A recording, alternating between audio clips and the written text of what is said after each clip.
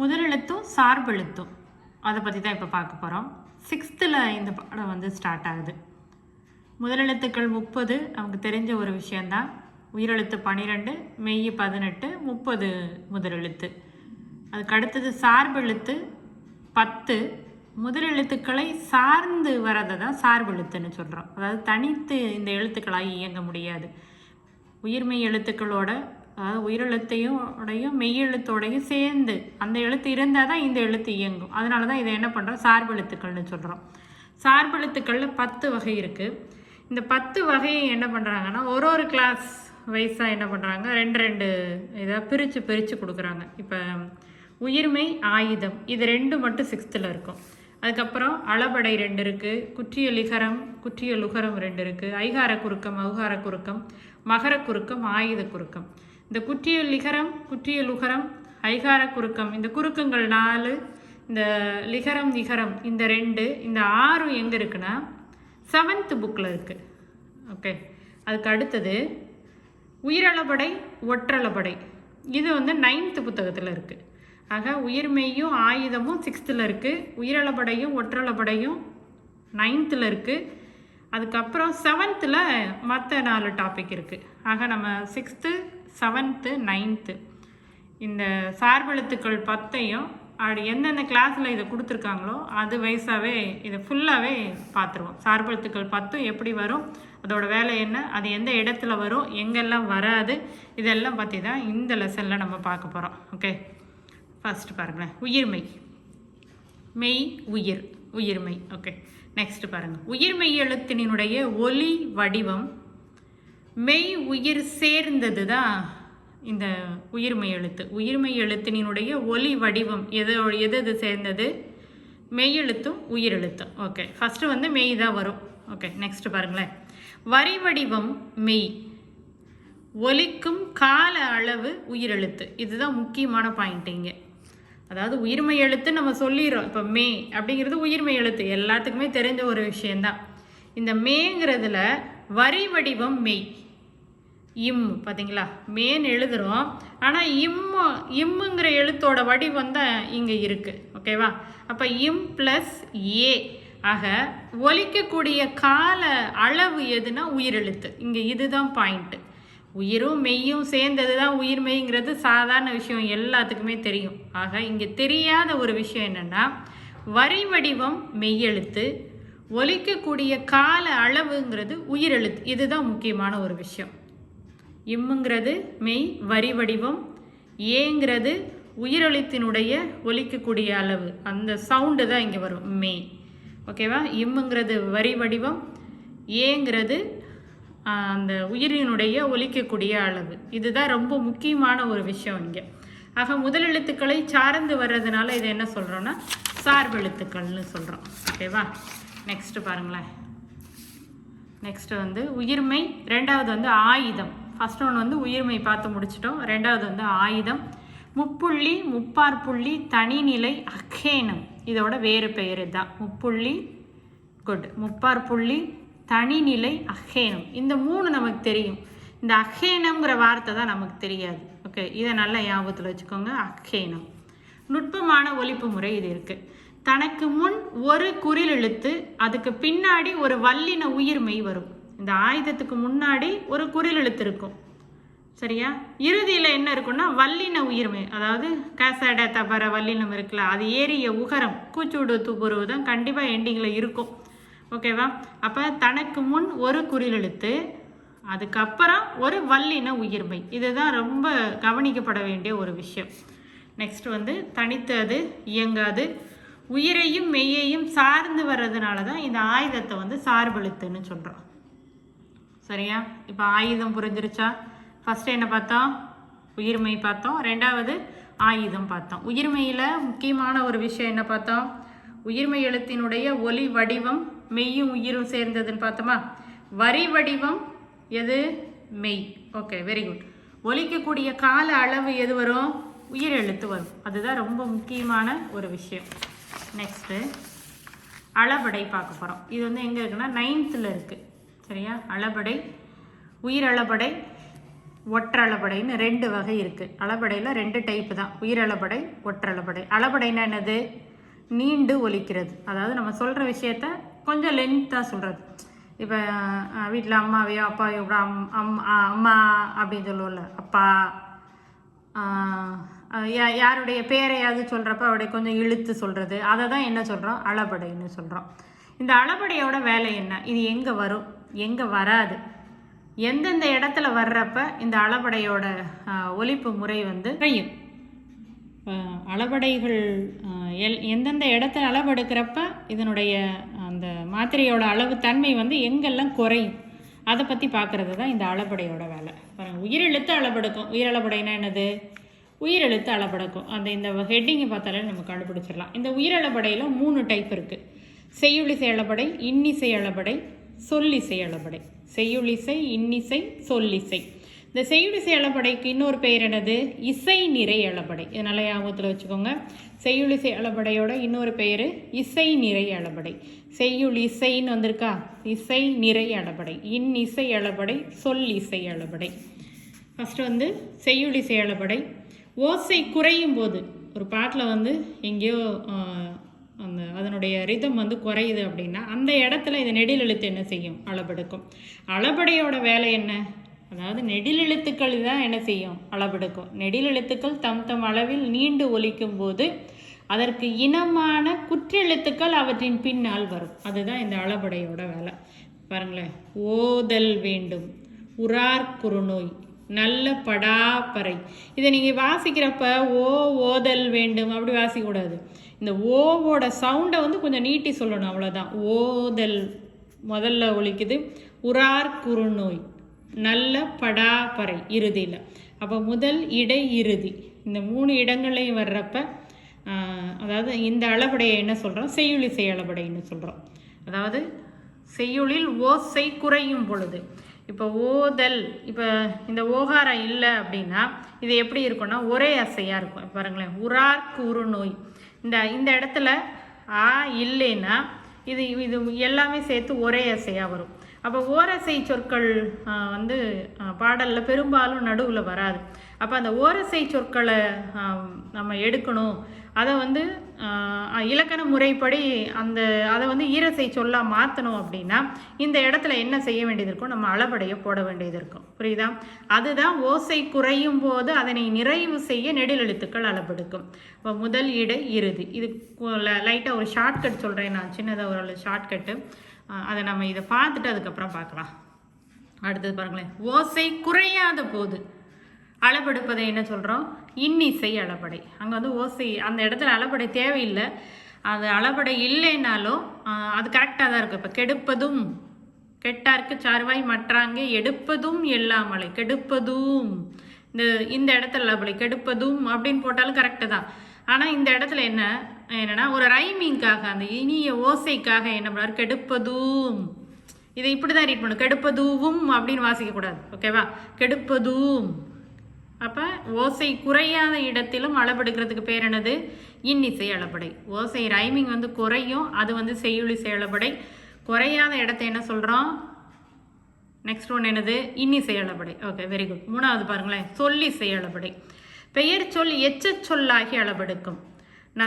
நசைனா விருப்பம், நசையி அப்படின்னா விரும்பின்னு அர்த்தம். இது வந்து முடியல பாருங்கள், விருப்பம் அப்படிங்கிறது முடிஞ்சிருச்சு, இது ஒரு பெயர். விரும்பி வந்தான். ஆக இது வந்து எச்ச சொல்லாக மாறும். அப்போ ஒரு பெயர் வந்து எச்ச சொல்லாக மாறி அளபெடுக்கிறத என்ன சொல்கிறோம்? என்ன அளபடை? சொல்லிசை அளபடை. Okay, very good. இப்போ பாருங்களேன், இப்போ இதுக்குரிய ஷார்ட்கட் என்னென்னா, அது நம்ம இந்த கிராமர் படி படித்தா தான் இது நல்லா இருக்கும். ஸோ அதனால் அந்த ஷார்ட்கட் இப்போ அகர அளபெடுத்தா செய்யுளிசை அளபடை அப்படியே வச்சுக்கோங்க. இப்போ நம்ம எக்ஸாம் பாயிண்ட் ஆஃப் வியூவில் படித்தோம்னா மற்ற டிபார்ட்மெண்ட்காரங்களுக்கெலாம் நமக்கு இதுக்கு ஷார்ட்கட் நமக்கு தேவைப்படும். ஸோ தமிழ் டிபார்ட்மெண்ட்டு, தமிழ் நடத்துகிறவங்க இந்த கிராமர் படி அதை கரெக்டாக சொல்லிக் கொடுக்கணும். அப்படி இல்லாமல் இது எக்ஸாம் பாயிண்ட் ஆஃப் வியூவில் பார்க்கணும் அப்படின்னா நமக்கு ஒரு கொஸ்டினுக்கு ஒரு ஆன்சர் தான் நமக்கு தேவை. அப்போ அதை எப்படி நம்ம ஈஸியாக மெமரியில் வச்சுக்கலாம் அப்படின்னா இந்த மாதிரி ஷார்ட்கட் விஷயத்தையும் நம்ம ஞாபகத்தில் வச்சுக்கலாம். இப்போ அளவெடுத்ததுன்னா என்ன சொல்கிறோம்?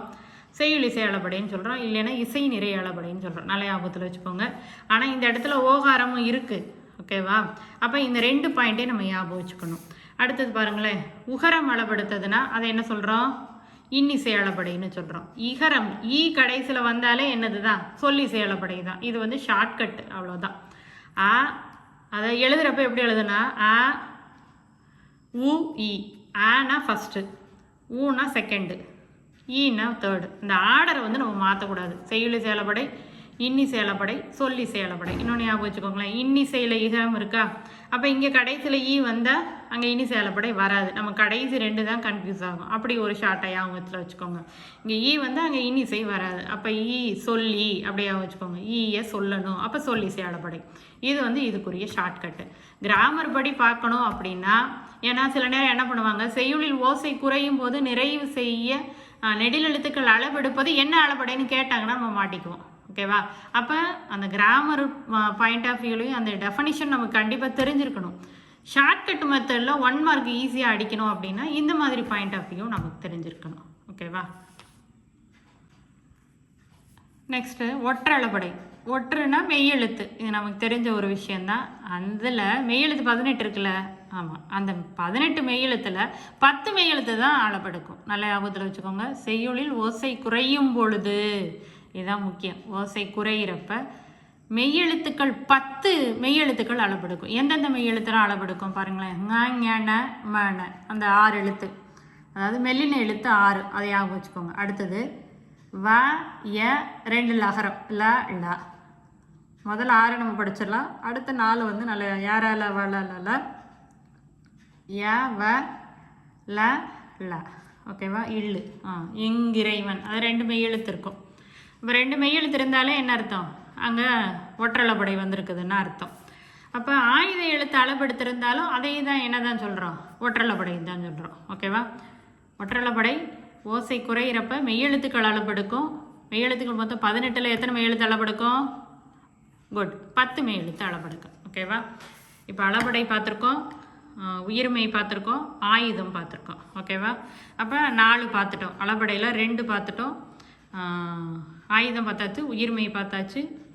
உயிரளபடையில் 3 கேட்டகரி பார்த்தோம். செய்யுளிசை அளபடை, செய்யுளிசை அளபடைக்கு இன்னொரு பேர் இசை நிறை அளபடை, 2வது இன்னிசை அளபடை, 3வது என்ன பார்த்தோம்? சொல்லிசை அளபடை. ஓகேவா? குட். நெக்ஸ்ட் பாருங்களேன், குற்றிய லுகரம், குற்றிய லிகரம். குறுகிய உகரம், குறுகிய இகரம். ஓகேவா? பாருங்களேன், வகுப்பு, பாக்கு, இதில் இருக்கக்கூடிய பூ கு, இந்த உச்சரிப்பில் வேறுபாடு இருக்குதா பாருங்களேன்.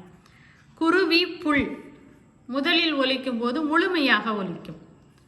கு, குருவி கு, புல், வகுப்பு, பாக்கு. பார்த்தீங்களா? இப்போ குற்றிய லுகரம், இதில் கூ இருக்கு பாருங்களேன். குற்றிய லுகரம் கு, வகுப்பு, குருவி, புல். இதில் வரக்கூடிய உகரத்தோட சவுண்டை பாருங்கள். இதில் ஃபஸ்ட்டில் இருக்குது, இங்கே வந்து கடைசியில் இருக்குது. கடைசியில் வர்றப்ப இந்த உகரத்தோட சவுண்டு என்ன செய்யணும்? கொஞ்சம் கம்மியாகும்.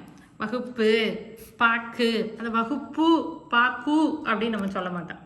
புரியுதா? அப்போ அந்த மாதிரி உகரத்தோட சவுண்டு கம்மியாகிறத தான் என்ன சொல்கிறோம்? குற்றிய லுகரம்னு சொல்கிறோம். அதே மாதிரி இகரத்தோட சவுண்டு கம்மியாகிறத என்ன சொல்கிறோம்? குட், என்ன சொல்கிறோம்? குற்றிய லிகரம்னு சொல்கிறோம். சூப்பர், பாருங்களேன். அப்போ குருவி புல் முதலில் ஒலிக்கும் போது முழுமையாக ஒலிக்கும். சரியா? பாருங்களேன். இப்போ ஐகார குறுக்கம் அப்படின்னு ஒரு வார்த்தை இருக்குது பாருங்கள். ஒலிக்கும், அந்த வார்த்தையை பாருங்களேன். குறுக்கம், ஒலிக்கும். இங்கே உகரம் எங்கே இருக்குது? இடையில இருக்குது. இடையில இருந்தால் அந்த உகரத்தோட சவுண்டு எப்படி இருக்குது? முழுமையாக இருக்குது. அப்போ முழுமையாக இருந்தால் அது உகரம். அந்த உகரத்தோட சவுண்டு கம்மியாக இருக்கிறப்ப அதை என்ன சொல்கிறோம்? குற்றிய லுகரம்னு சொல்கிறோம். ஓகேவா? இறுதியில் வரும்போது குறையும். கூச்சூடு, தூப்பூர், இந்த 6 வல்லின உகரங்கள் வர்றப்ப அந்த குற்றிய லுகரத்தோட சவுண்டு என்ன செய்யும்? குறையும். அதில் ஒரு 6 டைப்பு சொல்லியிருக்காங்க. இது ரொம்ப ஈஸி தான். ஒரு மாத்திரையோட அளவுலேருந்து அரை மாத்திரையாக என்ன செய்யும்? ஒலிக்கும். அதுக்கு பேர் தான் குற்றியல். அது மாத்திரை அளவில் குறையா ஒலிக்கிறப்ப தான் என்ன சொல்கிறோம், அதை குற்றியல் உகரம்னு சொல்கிறோம். பாருங்களேன், காசு, எத்து, பயறு, பந்து, சால்பு, பாட்டு, குஜுடு துபுரு தான் கடைசியில் இருக்கும். ஓகேவா? தனிக்குறிலை அடுத்து வரும் உகரம் முழுமையாகவே ஒலிக்கும். வல்லினம் அல்லாத உகரங்கள் எப்போதும் முழுமையாகவே ஒலிக்கும். இதை முற்றியல் உகரம்னு சொல்கிறோம். நல்ல ஞாபகத்தில் வச்சுக்கோங்க. தனிக்குறிலை அடுத்து முதல் எழுத்து குறில் எழுத்தாக இருக்கும். இப்போ மேலே பாருங்களேன், நெடில் எழுத்து இருக்கா, இங்கே உயிர் எழுத்து இருக்கா, 3 எழுத்து இருக்கும். மற்றதுல எல்லாம் இங்கே 2 எழுத்து தான் இருக்கும். ஆனால் முதல் எழுத்து என்ன இருக்கும், குறில் எழுத்து இருக்கும். புகு, விடு, பசு, அது, வரு, மாவு, ஏழு. ஓகேவா? இது குற்றியல் உகரம் கிடையாது. நல்ல ஞாபகத்தில் வச்சுக்கோங்க. இதுதான் கொஸ்டின். இது வந்து குற்றியல் உகரம் கிடையாது. தனி குறிலை அடுத்து வரக்கூடிய உகரம் இங்கே கூச்சுடு துப்புரு தான் இருக்குது. ஓகேவா? ஆனால் இங்கே டூ பாருங்கள், இது குஜுடு துப்புரு வரிசை தான். ஆனால் முதல் எழுத்து என்ன இருக்குது, வெரி குட், தனி குறில். ஒரே ஒரு எழுத்து தான் இருக்கும். முன்னாடி இருக்கிற எழுத்து வந்து குறில் எழுத்தாக இருக்கும். இப்போ பாருங்களேன், நெடில் எழுத்து இருக்கா, நெடில் எழுத்துருக்கு அடுத்து உகரம் வந்தால் அது குற்றியல் உகரம். குறில் எழுத்து அடுத்து உகரம் வந்தால் அது குற்றியல் உகரம் கிடையாது. நல்ல ஞாபகத்தில் வச்சுக்கோங்க. ஓகேவா? அதுக்கு பேர் என்னென்னா முற்றியல் உகரம். ஓகேவா? இதை ஞாபகத்தில் வச்சுக்கோங்க. முற்றியல் உகரம். இந்த 7ங்கிற எண்ணை ஞாபகத்தில் வச்சுக்கோங்க. நான் பின்னாடி நான் உங்களுக்கு சொல்கிறேன். 7 அப்படிங்கிற எண்ணு வந்து என்னது, முற்றியல் உகரம். இங்கே இதுதான் கொஸ்டின் பாயிண்ட் ஆஃப் வியூ, இதுதான் எக்ஸாம் பாயிண்ட் ஆஃப் வியூ. இதெல்லாம் கொடுத்துட்டு இதில் ஏதாவது ஒன்று கொடுத்துட்டு, அப்படி இல்லைன்னா இதில் 3 கொடுத்துட்டு மேலே உள்ளதில் 1 கொடுத்துட்டு மாறுபட்டதை எழுதுகன்னு கேள்வி வந்துடும். நல்ல ஞாபகத்தை வச்சுக்கோங்க. தனிக்குறியலை அடுத்து வரும் உகரம் முழுமையாக ஒலிக்கும். அதோட குற்றியல் உகரம் கிடையாது. அதுக்கு பேர் முற்றியல் உகரம். ஓகேவா? இது பாருங்களேன், நெடில் எழுத்து அடுத்து தான் வருது. மாங்கிறது நெடில் எழுத்து, ஏங்கிறது நெடில் எழுத்து. ஓகேவா? ஆனால் எந்த வரிசையில் இல்லைன்னு பாருங்களேன். மா, வு கடைசியில் பாருங்களேன், இது ஊ தான், உகரம் தான். ஆனால் குச்சுடுதுப்புரு வரிசையில் இல்லை. அது பாருங்களேன், லூ.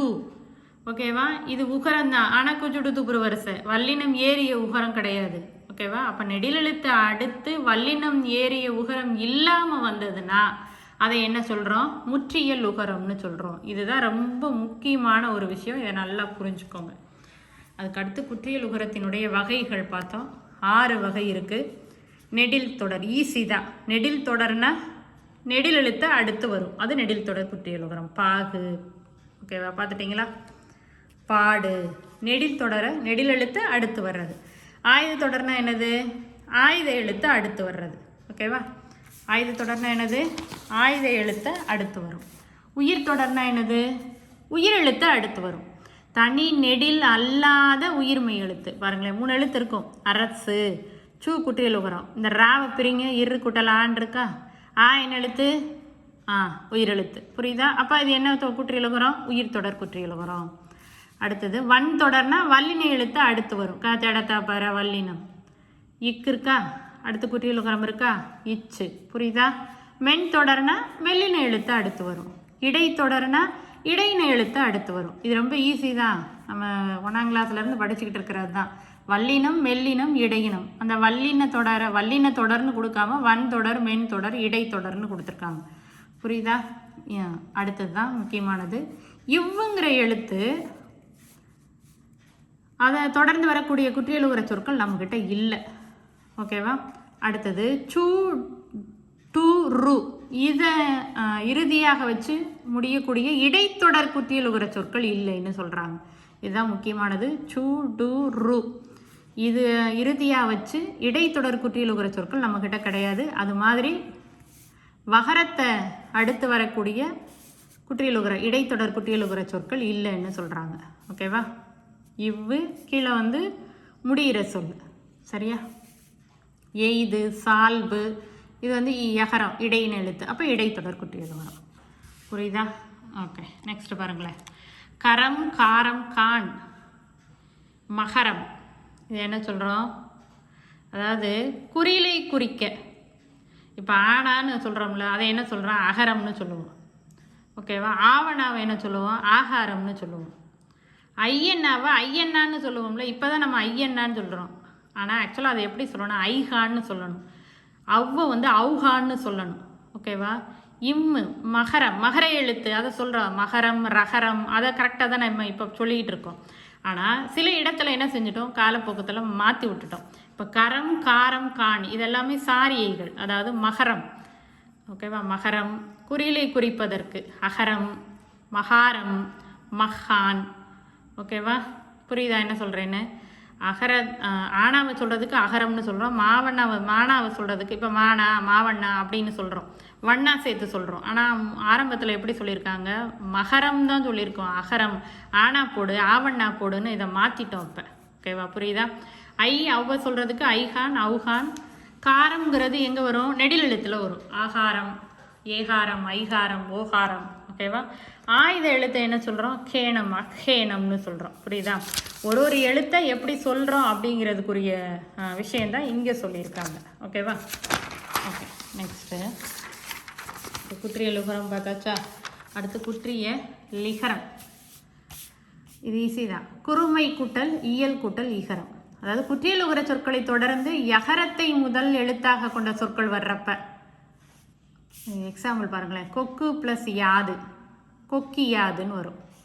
அதாவது இங்கே பாருங்களேன், இங்கே உகரம் இருக்கா, கொக்கில் உகரம் இருக்கா, வறுமொழி முதல்ல என்ன இருக்குது, யகரம் இருக்கா. அப்போ இந்த யகரம் வர்றப்ப, இந்த யானை வர்றப்ப இந்த உகரத்தில் இந்த கூவில் இருக்கக்கூடிய உகரம் போய் என்னவா மாறிடும், இகரமாக மாறி கொக்கியாதுன்னு வந்துடும். புரியுதா? அதை தான் இங்கே சொல்லியிருக்காங்க. அந்த குற்றியல் உகரத்தில் இருக்கக்கூடிய உகரம் இகரமாகி தனக்குரிய ஒரு மாத்திரையிலேருந்து அரை மாத்திரையாக என்ன செய்யும், குறைஞ்சு ஒலிக்கும். அதை தான் குற்றியல் உகரம்னு சொல்கிறோம். புரியுதா? நாடு கூட்டல் யாது, நாடியாது. சரியா? இது ஃபஸ்ட் பாயிண்ட்டு. செகண்ட் பாயிண்ட் பாருங்களேன், மியா. இது வந்து அசைச்சொல், அதாவது ஓசை நயத்துக்காக வர்றதா, மீனிங் கிடையாது அதுக்கு. பாருங்கள், இதெல்லாம் செய்யுள்ள தான் உண்டு. இப்போ நம்ம பேச்சு வழக்கத்துலலாம் இது இல்லை. பாருங்களேன், கேள் கூட்டல் மியா, கேன் மியா, செல் கூட்டல் மியா, சென் மியா. இந்த மீயோட சவுண்டு சென் மியா, கேன் மியா, மீ. ஓகேவா? அப்போ இந்த இடத்துல இதில் இருக்கக்கூடிய இந்த இகரத்தோட சவுண்டு என்ன செய்யுது, கொஞ்சம் குறையுது. ஆக குற்றியல் உகரத்தோட அதாவது முதல் கான்செப்ட் என்னது, உகரம் போய் அந்த உகர இகரமாக மாறு, அதாவது ஒரு மாத்திரை அளவில் இருந்து கம்மியாக மாறுது. First point. ரெண்டாவது, மியாங்கிற அசைச்சொல் வர்ற இடங்களில் இந்த இகரம் என்ன செய்யுது, கம்மியாக ஒலிக்குதுன்னு சொல்கிறாங்க. அப்போ ரெண்டு விஷயந்தான் குற்றியல் இகரத்தில் இருக்குது. குற்றியல் இகரம் உரைநடை வழக்கில் இல்லை, இலக்கியங்களில் மட்டும்தான் உண்டுன்னு சொல்கிறோம். இப்போ இருக்கிற குற்றியல் இகரம் வந்து நம்மளுடைய பேச்சு வழக்கத்தில் இல்லை. ஓகேவா? செய்யுள்ள மட்டும்தான் ஆரம்பத்தில் இருந்திருக்கு. அடுத்தது இந்த குற்றியல் லுகரம் முதல்ல பார்த்தோம்ல, அதில் ஒரு கொஸ்டின் பாருங்களேன். 1லேருந்து 10 வரைக்கும் இருக்கக்கூடிய எண்ணு பெயர்கள் எல்லாம் எழுத்தில் எழுதணும், சொற்களால் எழுதணும். 1, 1, 2, 3, 4, 5 இப்படி எழுதணும். இதில் குற்றியல் உகர சொற்கள் என்னென்ன இதில் பாருங்களேன். 1லேருந்து 10 வரைக்கும் 7 தவிர, நான் முதல்ல சொன்னேன்ல, அதை தவிர மீதி எல்லாமே என்னது தான், குற்றியல் உகரம் தான். புரியுதா? கடைசியில் ரூ இருக்கா? ஓகேவா? 7 இது என்னது, நெடிலெழுத்து. இது குற்றியல் உகரம், கூச்சுடு தூக்குறது கிடையாது, வல்லின வரிசை இல்லை. அதை அப்படின்னா இதை என்ன சொன்னோம் நம்ம, வெரி குட், முற்றியல் உகரம்னு சொன்னோம். புரியுதா? குட். அதுக்கு அடுத்தது 1னுக்குரிய மாத்திரை அளவு. இந்த மாதிரி கேள்வி கேட்கலாம்.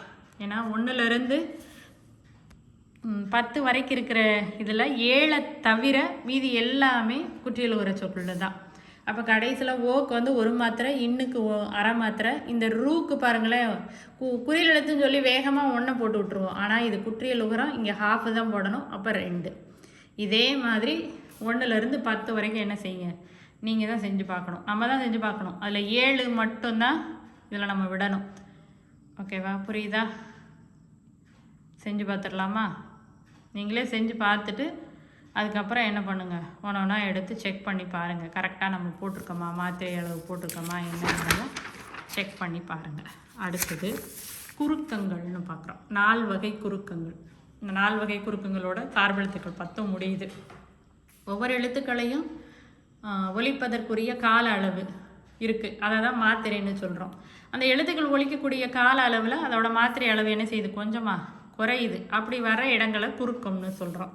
பாருங்களேன், ஐகார குறுக்கம், ஐ, கை, பை. இது தனி எழுத்தாக வர்றப்ப 2 மாத்திரை. சரியா? இப்போ சொல்லோட சேர்ந்து வர்றப்ப, இப்போ வையம் முதல்ல இருக்கா, சமையல், பறவை, ஐ சவுண்டரு கடைசியில் இருக்கா, இங்கே நடுவில் இருக்கா, அப்படி வர்றப்ப அதோட மாத்திரை அளவு என்ன செய்யும், குறையும். முக்கியமாக நல்லா பார்த்துக்கோங்க. வையம், இப்போ கை அப்படின்னு சொல்கிறதுக்கும் வையம், சமையல். அப்போ இந்த ஐ சவுண்டுக்கும் இந்த ஐ சவுண்டுக்கும் கொஞ்சம் வித்தியாசம் இருக்கும். ஓகேவா? அப்போ மொழிக்கு முதல்ல வர்றப்ப அந்த ஐயோட சவுண்டு வந்து 1.5 மாத்திரை கொஞ்சம் தான் குறையும். இடையிலையும் கடைசிலையும் வர்றப்ப, நடுவுலையும் கடைசிலையும் வர்றப்ப 1 மாத்திரை. நல்ல ஞாபகத்தில் வச்சுக்கோங்க. 1.5 மாத்திரை வந்து ஸ்டார்டிங்கில் வர்றப்ப, தனி எழுத்தாக வர்றப்ப 2, இடையிலையும் கடைசிலையும் வர்றப்ப 1. இதுதான் ரொம்ப முக்கியமான ஒரு விஷயம். இது ஐகார குறுக்கம். ஓகேவா? நெக்ஸ்ட்டு அவ்வளோதான், முடிய போகுது.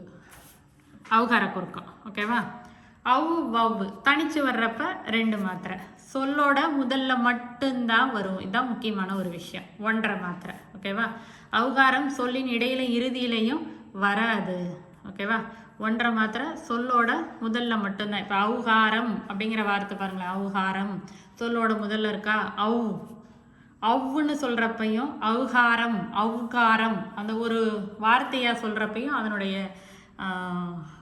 ஒலிப்பு முறை என்ன செய்யுது? கொஞ்சம் மாறுது. அதுக்கு அடுத்தது பாருங்களேன், மகர குறுக்கம். மகரத்தை 2 விஷயம் இதில் ஞாபகத்தில் வச்சுக்கணும் நீங்கள். மகரத்தை அடுத்து வரும் வகரம். மகரத்தை அடுத்து வகரம் வலம் வந்தான். ஓகேவா? மகரத்தை மெமரி பண்ணிக்கோங்க. இம்முக்கு அடுத்து வா வருதா? வா வச்சு ஒரு சொல் இருக்கா? அங்கே மகர குறுக்கம் இருக்குன்னு அர்த்தம். கால் மாத்திரை. 2வது பாயிண்ட் பாருங்களேன். போலும் மருளும், இந்த இடத்துல போன்மை மருண்மை, அதாவது நகரம், ரன்னகரம் டன்னகரம். நம்ம இப்போ எப்படி மாற்றிட்டோம்? 2 சுழினா 3 சுழினா. 2 சுழி நாக்கு அடுத்தும் 3 சுழி நாக்கு அடுத்தும் இருக்கா? அங்கே மகர குறுக்கம் இருக்குது. நல்ல ஞாபகத்தில் வச்சுக்கணும். வகரம் 2வது சொல்லாக இருந்ததுன்னா முதல்ல இம்மில் முடியணும். வலம் கூட்டல் வந்தான். ஓகே, வலம் வந்தான். 2 சொல் இருக்கணும், இருக்கணும். 2வது சொல்லில் ஸ்டார்டிங்கில் என்ன எழுத்துருக்கணும்? வகரம் இருக்கணும். அப்படி இருந்துச்சுன்னா அது மகர குறுக்கம். 1. 2வது விஷயம் என்னது? 2 சுழி இருக்கா? 3 சுழி இருக்கா? கடைசி எழுத்து இம்மா இருக்கா?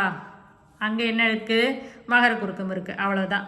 அரை மாத்திரையிலேருந்து கால் மாத்திரையாக குறையுது. முடிஞ்சா மகர குறுக்கம் முடிஞ்சா? அடுத்தது பாருங்களேன், ஆயுத குறுக்கம். ரொம்ப ஈஸி தான். அத்து எத்து, இங்கே ஆயுத சவுண்டு முழுமையாக இருக்குது. இப்போ முள் குட்டல் தீது, முக்டீது, கக்ரீது. புரியுதா? இங்கே கால் மாத்திரை. அதாவது ஆயுத எழுத்து பொதுவாகவே முன்னாடி குறில் எழுத்து இருக்குன்னு பார்த்தோம். கடைசி எழுத்தில் பாருங்கள், முதல் இதில் 3 எழுத்து மட்டும்தான் இருக்கும். அடுத்து எக்ஸாம்பிளில் பாருங்களேன், அது வந்து ஷார்ட்கட்டு. 4 எழுத்தாக வர்றப்ப அங்கே என்ன மாத்திரை? கால் மாத்திரை. நம்ம கண்ணை மூடிட்டு போட்டுடலாம். ஓகேவா? இது ஆயுத குறுக்கம். அவ்வளோதான். ஆக 10 சார்பெழுத்தையும் பார்த்தாச்சு. உயிர்மை, ஆயுதம், அளபடை, உயிரளபடை, ஒற்றளபடை, அடுத்து குற்றியல் உகரம், குற்றியல் இகரம், குறுக்கங்கள், ஐகார குறுக்கம், அவுகார குறுக்கம், மகர குறுக்கம், ஆயுத குறுக்கம். ஓகேவா? அப்போ சார்பெழுத்துக்கள் 10மே முடிஞ்சிருச்சு. எல்லா கிளாஸ்லையும் இருக்கிற கொஞ்சம் கொஞ்சமாக அங்கங்கே தனித்தனியாக கொடுத்துருக்கேன். எல்லாத்தையுமே இதில் நான் எடுத்து போட்டிருக்கேன். உங்களுக்கு புரியுதா என்னங்கிற விஷயத்த கொஞ்சம் கமெண்ட்டில் சொல்லுங்கள். எவ்வளோ இன்னும் ஈஸியாக சொல்லணுமா, இல்லை நான் சொல்கிற விஷயம் இன்னும் உங்களுக்கு போய் சேரலையா, அவங்களால புரிஞ்சுக்க முடியலையா அப்படிங்கிற விஷயத்தையும் கொஞ்சம் தெளிவாக கமெண்ட்டில் போட்டால் இன்னும் நல்லாயிருக்கும். நன்றி.